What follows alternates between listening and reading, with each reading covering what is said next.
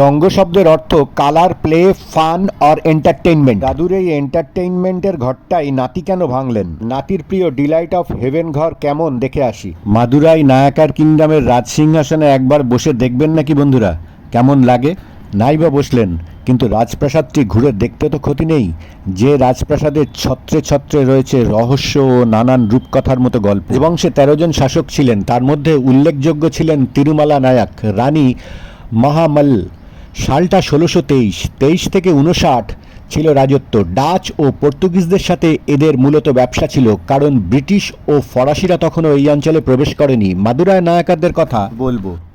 এই রাজবংশের প্রতিষ্ঠাতা ছিলেন বিশ্বনাথ নায়ক ওয়েলেন চেট্টি। চেট্টি শব্দের অর্থ চুরি বিক্রেতা। এই নায়াকাররা ছিলেন বর্তমান অন্ধ্রপ্রদেশের বালিজা যোদ্ধা।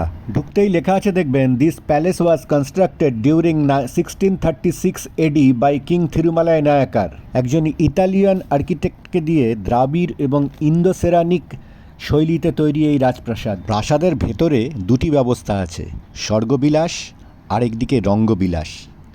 জনশ্রুতি, চক্রনাথ নায়াকার, গ্র্যান্ডসন অফ তিরুমালাই নায়াকার, প্রাসাদের এই রঙ্গবিলাস অংশটি ধ্বংস করে তার মূল্যবান জিনিসগুলি তিরুচিরাপল্লীতে নিয়ে গেছিলেন। কেবলমাত্র 1/4 অব দ্য অরিজিনাল প্যালেস বর্তমানে রয়েছে। এছাড়া ভেতরে একটি জাদুঘরও রয়েছে।